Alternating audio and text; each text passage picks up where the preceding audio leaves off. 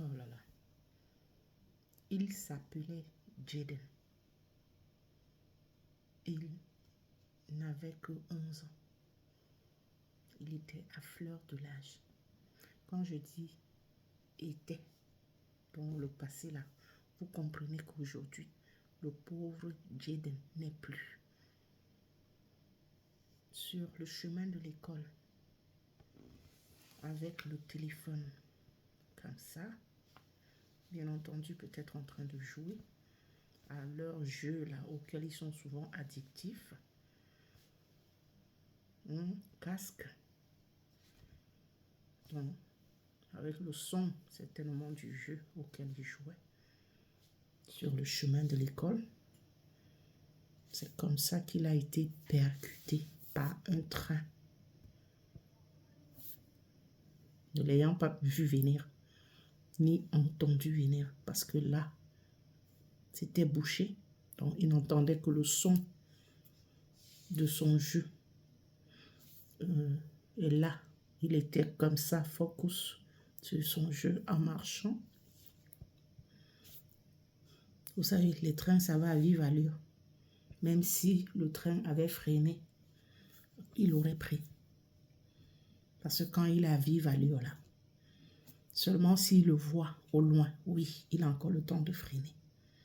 Mais tout petit, 11 ans, c'est sûr qu'il ne l'a pas vu au loin.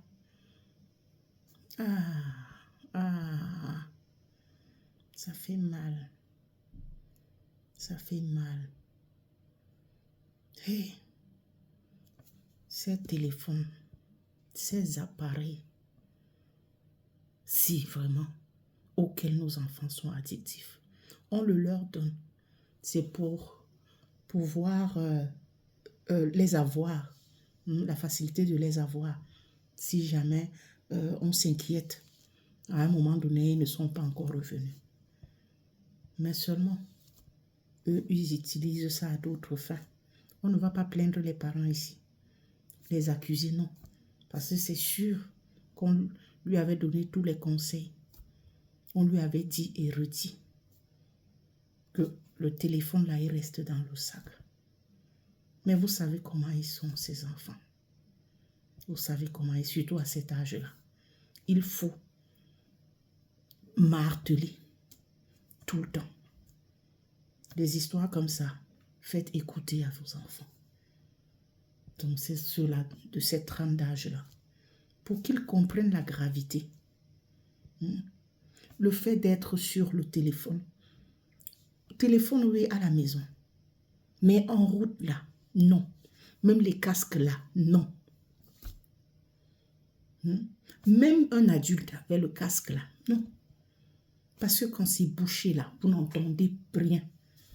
Pratiquement rien. Combien de fois, eux, là, qui sont les jeux, là, vous savez combien? Oh, le pauvre. Sur les lieux.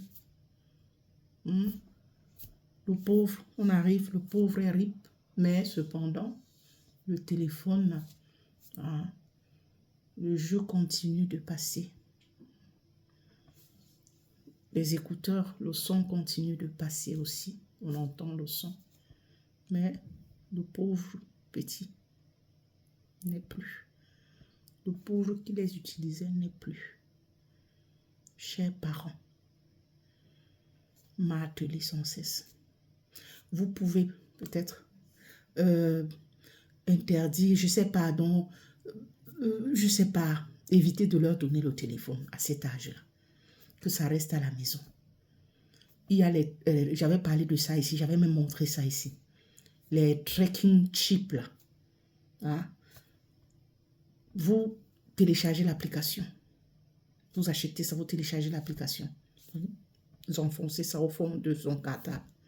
Ça vous permet, donc l'application, vous connectez le tracking chip à votre téléphone. Là, ça vous permet de suivre votre enfant partout où il est.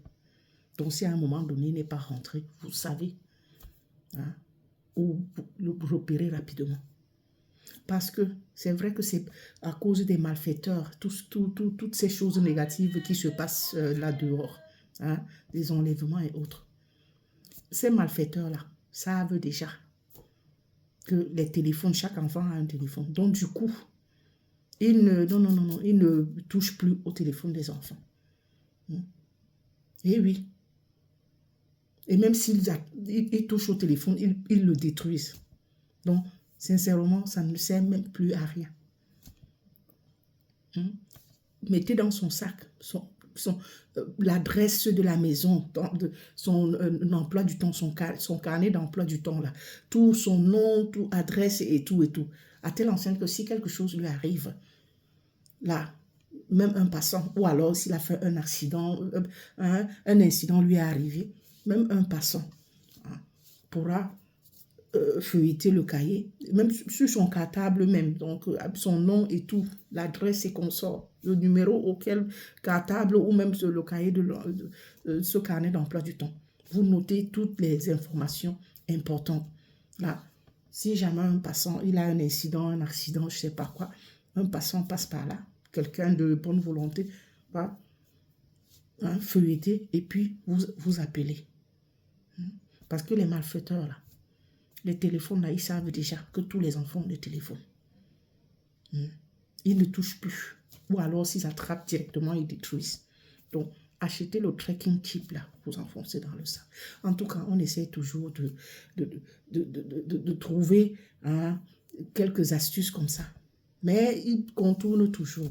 Mais là, le téléphone, vous savez, avec les jeux qu'il y a dans le téléphone, ils sont à cet âge-là. Vous leur dites ceci, ils font plutôt autre chose.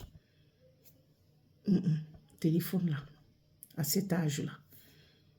L'âge où ils ne sont pas encore bien conscients, où ils sont, c'est à cet âge-là qu'ils sont vraiment en plein dans le jeu, please. Surtout ces jeux vidéo, ces jeux électroniques et autres là. Le téléphone là, ça doit rester à la maison. Aïe! Oh! Si ce n'est pas en route là, où ils sont comme ça, c'est à l'école. Au lieu de suivre les cours là, c'est peut-être pendant, alors qu'on a demandé d'arrêter le téléphone. Non, il y en a qui vont allumer le téléphone et se mettre à chatter, je ne sais pas, avec leurs camarades et tout ça, jouer là sous la table. Il faut faire attention. Il faut marteler. C'est vrai, ça arrive. Mais ne cessez de marteler parce qu'à cet âge-là, pour que ça reste là, il faut marteler et leur parler de ces cas-là pour que ça puisse aller les toucher dans leur fort intérieur. C'est terrible. C'est terrible.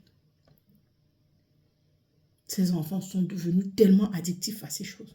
Donc, c'est à nous, parents, de trouver le moyen. Comment faire pour les sortir de là, pour éviter vraiment qu'ils... c'est terrible, le pauvre. C'est dur. Que son âme repose en paix, chers parents.